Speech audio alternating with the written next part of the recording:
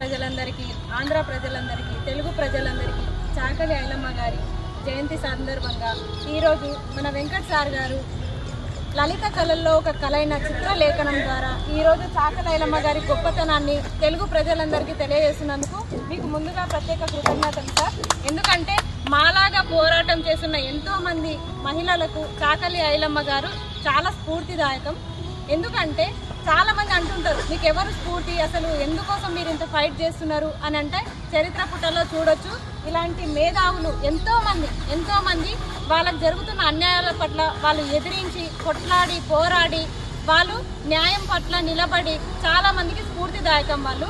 కాబట్టి మా చాకలోళ్ళు అంటే కేవలం బట్టలు ఉతికేటోళ్ళే అనుకుంటారు కాదు, బట్టలు ఉతికేటోళ్ళే కాదు, అవసరమైతే తోలు తీసి కూడా తోలు కూడా ఉతుకుతారు. కాబట్టి చాలా మంది ఇప్పటికీ మహిళలు ఇంకా బయటికి రాకుండా తనకు అన్యాయం జరుగుతున్నప్పటికీ ఎదిరించకుండా అట్లాగే ఉండిపోతున్నారు. దయచేసి చాకలి ఐలమ్మ గారిని స్ఫూర్తిగా తీసుకొని ఈరోజు అందరు అంటున్నారు జూనియర్ చాకలి ఐలమ్మ అని నన్ను పొగుడుతున్నారు. చాలా సంతోషం.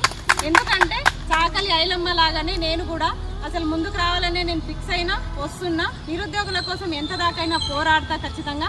ఇందులో మాత్రం నాకు చాకలి ఐలమ్మ గారే స్ఫూర్తి. కాబట్టి నిరుద్యోగుల కోసం ప్రాణాలు అర్పించడానికైనా సిద్ధమే.